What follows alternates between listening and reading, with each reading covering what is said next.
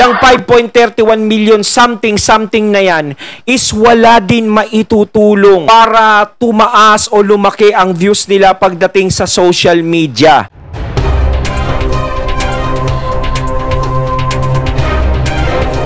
Hello, what's up? Ako nga pala si BT at nandito ngayon tayo sa BT Reaction. And welcome to my channel, Tunay na Kritiko. At meron po tayong panonooring video ngayon. Ito po ay nagmula kay Ders TV. Sa mga hindi pa po nakakabisita sa channel ni Ders TV, bisita na po kayo mga katunay. At kung hindi pa kayo nakakapag-subscribe, syempre mag-subscribe na din po kayo mga katunay kay Ders TV. At syempre huwag nyo rin po sana kalimutan na mag-subscribe dito sa channel ko sa Tunay na Kritiko sa mga hindi pa nakakapag-subscribe, and click the notification bell para maging updated po kayo sa mga reaction videos na aking ilalabas. At huwag na natin pagtagalin at sabay-sabay na nating panoorin ang laman ng video na hatid sa atin ni Ders TV at bibigyan natin ng reaksyon. Pasok! Hello po sa inyong lahat. Magandang araw po. Kamusta na po kayo? Andito na naman ako, ang inyong lingkod na legit Dower Cards na tagahatid na mga legit na kaganapan tungkol sa TBJ. Kaya kung isa kayo sa hindi pa nakasubscribe sa ating channel, nako, i-click nyo na po ang subscribe at bell button dyan sa baba para pag may mga bago akong balita, ay mano-notify po kayo agad-agad. At bago nga po natin simulan ng balitaan, nais ko lamang pong magpasalamat sa inyong lahat sa walang sawa po ninyong pagsuporta at pakikinig sa aking mga daily update. So eto na, at simulan na po natin ang balitaan agad-agad, no? At pag-usapan natin itong tungkol sa YouTube channel na naagaw po ng Tape Bulaga sa TBJ. So, meron ito ngayong 5.31 million subscribers at kahapon, araw ng Sabado, nagamit ito ng tape, doon sila nag-live kahapon. So, may 1.7k silang viewers sa YouTube ng TBJ. Tapos, bumababa pa po ito, ano? So, matatandaan natin na nitong mga nakaraan po ay sa pilitan itong kinukuha ng tape sa empleyado po nila na dati na sumama po sa TBJ sa pag-alis sa Tape Inc. Pinadalhan po ng kampo ng tape ng letter ang nasabing employee dati ng tape at kinukuha po ang nasabing YouTube channel. Yan ang sabi ni Tito Zen nung nakaraan. At nanindigan si Tito Zen na hindi nila ito ibibigay sa tape dahil yon ay pagmamayari ng editor nila. Kaya kahit anong mangyari, hindi po nila ito ibibigay. Ngayon, ang ginawa po ng tape para po maka-access at makuha po ang YouTube ng TBJ na may 5.31 million na subscribers, nakipag-ugnayan po ito sa platform ng YouTube. May mga present sila mga katibayan na yun ay kanila, kaya mabilis itong nakuha sa TBJ ng tape. Ngayon, since alam na natin kung paano po nila ito nakuha, ang iniintay naman nating sagot ay panig ng TBJ. Ano kaya yung sagot nila ukol dito? Kasi ilang araw silang nananahimik dahil sa isyong ito. At eto na po, finally, meron na po silang pahayag ukol dito na tsak hindi po magugustuhan ng Tape Bulaga. Kaya pala nananahimik ang kampo ng TBJ tungkol sa YouTube nilang nakuha po ng tape dahil may pinaplanong hakbang ang kampo po ng TBJ. Magsasampa po sila ng kaso. Yes po, you heard it right. Magsasampa po ng kaso ang TBJ or ang kampo ng TBJ dahil sa pagkakakuha po ng Tape Bulaga ng kanilang YouTube channel na merong 5.31 million. Another kaso po ang kakaharapin ng Tape Bulaga dahil sa ginawa nilang ito na walang kaalam-alam ang TBJ na kinuha nila ang nasabing YouTube channel. Grabe, no? Talagang hindi talaga alam ng TBJ nagiging hakbang ng Tape Bulaga. Ako talaga, kung tutuusin talaga, no? Gusto ng, ng Tape Bulaga nga, na sila na nagsasabi, bagong muka, tangkilikin, bagong ganto, bago, babaguhin. Bakit lahat ng nakaraan is ibinabalik pa? 'Di ba kung may ex ka, no, gusto mo pang balik-balikan? 'Di ba? Pero ayaw na sa'yo ng ex mo. 'Di ba nasasaktan ka lang? No? At saka yan, yung YouTube channel na yan, is useless din yan. Magiging useless din. Wala din maitutulong yan. Promise, wala talagang maitutulong. Yang 5.31 million something na yan is wala din maitutulong para tumaas o lumaki ang views nila pagdating sa social media. kahit ang pangalan niyan ay Itbulaga. Yes, sige, makuha nila, makakapag-upload sila ng mga video nila dyan. Pero sa tingin ba nila, yung 5.31 million something na yan, lihitimong manonood talaga sa kung ano ang i-upload nila dyan? Yun ang pinakatanong dyan.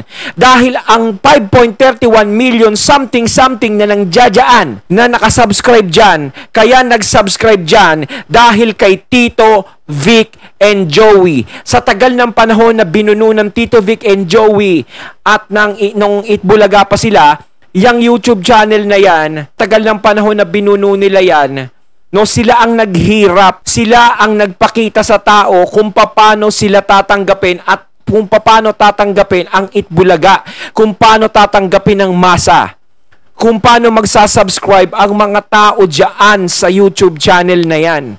Dahil sa paghihirap ng TVJ at isa pa, yung channel na yan ay pag-aari. Yung gumawa niyan is kasama ng TVJ.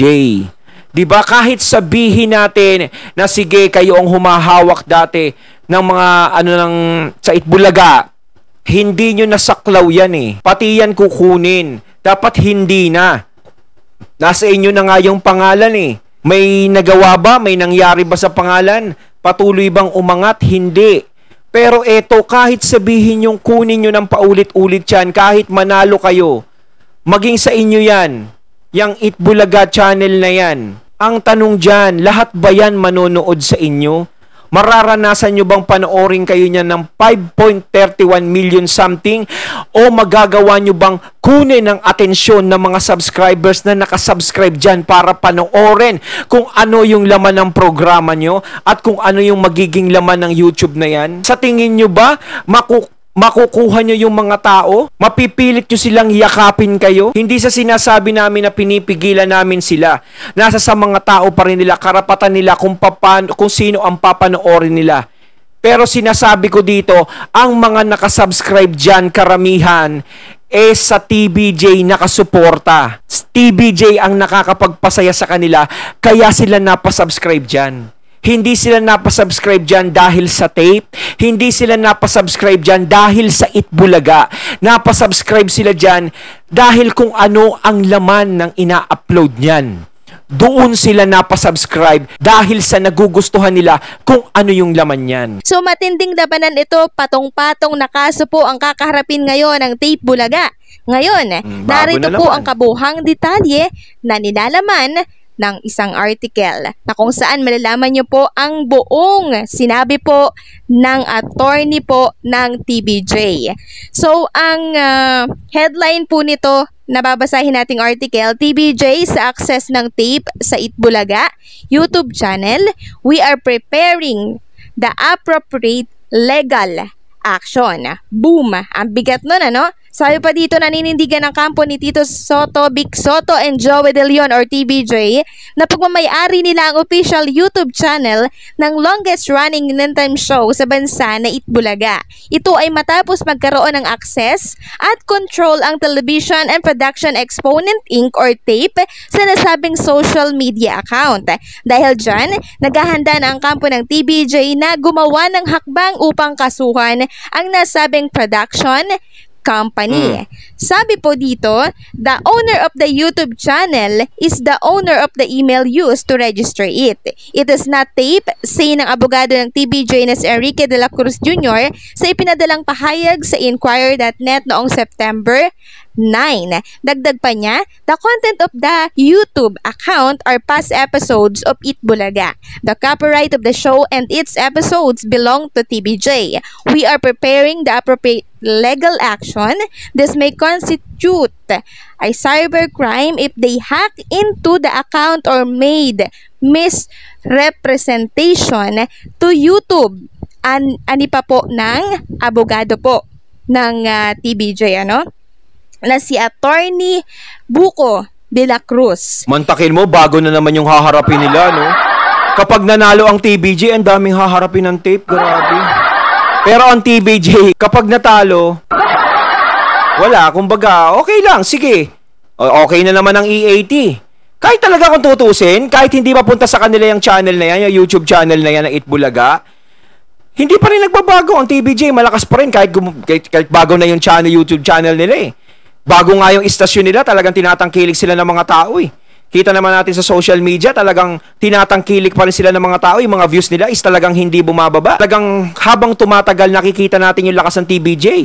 At hindi pa rin sila nawawala sa pagiging number 1. Sa kabila na lang doon sila sa TV5. Walang nagbabago. No, kaya lang naman nila gustong kunin yan dahil kahit ako, naghirap ako. Kung may pinaghirapan ako naghirap niyan, hindi ko kukunin yan. Dapat kunin ko yan. Ganun na lang yun. Kung sana ba, okay lang na 1,000 subscribers lang yan eh. Kahit na paano. O sila nga, hindi ina-uploadan ng TVJ ang ano na yan eh. Ang YouTube channel na yan eh. O hindi nila ginagamit yung pangalan ng Itbulaga. Sumusunod sila sa batas. Pero dapat hindi na rin ginagamit yan. Kasi kung talagang gusto nyong magbago, no, kaya nga binago nyo, sinabi nyo sa interview nyo na sa kanang kabila na gusto nilang mabago, suportahan yung mga bagong host, ganito, ganyan, bagong reformat ngayon, nag-reformat na, dapat kalimutan nyo na yung mga dati. Move on na, kahit nga dapat yung pangalan, hindi nyo na ginagamit, iba na lang yung ginagamit yung pangalan eh. Kahit yung YouTube channel na yan, dapat di nyo na ginagamit. Gumawa na lang kayo ng sarili nyong pangalan, di ba? Sariling YouTube channel, natatangkilikin ng mga tao.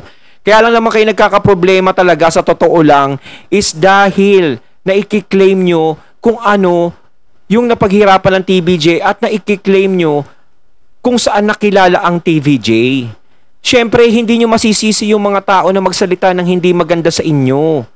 'Di ba? Kaya nga sinasabi natin, ang daming nagsasabi na subukan nyo magpalit ng pangalan. 'Di ba? Subukan nyo. Magtiwala kayo sa mga host nyo, magtiwala kayo sa sarili nyo. Baka sakaling magulat kayo isang araw, maungusan nyo pa yung showtime, 'di ba? Ganun yun. Kamakailan lang ay kinumpirma po ng tape lawyer na si Maggie Abraham Garduque na naibalik na sa kanila ang YouTube page ng show. Ito raw ay matapos silang makipag-ugnayan sa mismong video sharing platform upang i-update ang email at contact person ng account. Sabi po ni Attorney Maggie Garduque, recall lang po natin, yes, I confirm that Tape Inc. regained access to its YouTube account. You can now enjoy watching Itbulaga again via YouTube, say ni Abraham Garduque sa isang pahayag.